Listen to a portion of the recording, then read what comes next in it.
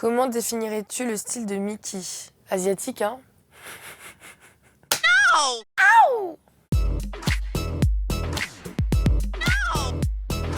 Ton premier souvenir musical, raconte-nous. Ça va peut-être être un peu péteux ce que je vais dire, mais c'était des CD de Mozart pour enfants que ma mère elle nous mettait le soir quand on avait genre 4-5 ans pour nous endormir. Peux-tu nous donner 3 bonnes raisons d'écouter ton premier album Industrie Plante? Number 1, il y a des refrains de fou.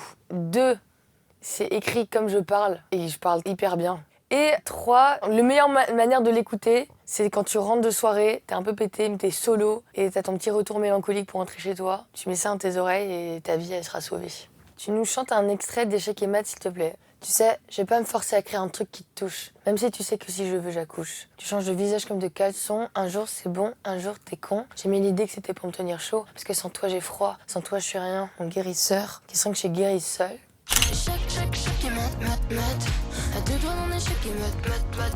C'était comment de remplir ton premier Olympia en octobre dernier? Raconte-nous! Genre le petit point d'exclamation en mode...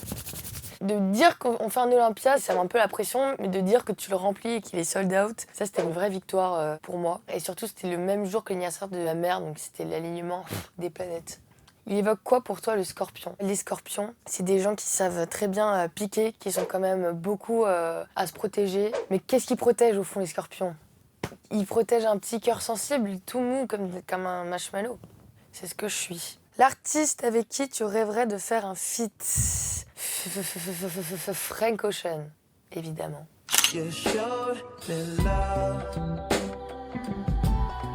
En plus, il est scorpion, elles sont en scorpion aussi, je pense. Tu nous fais le gimmick à la Mickey. Comme ça ou comme ça?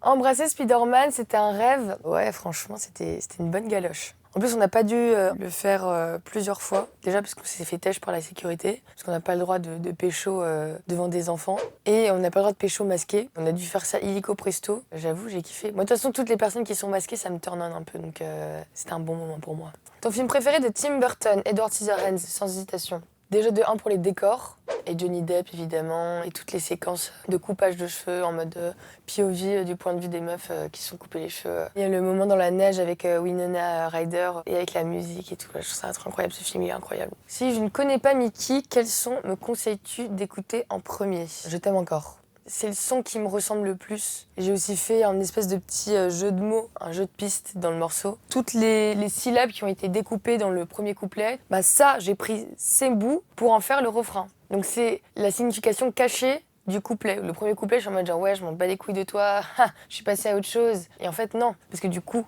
toutes ces syllabes-là, ça fait dans le refrain je t'aime, encore, corps.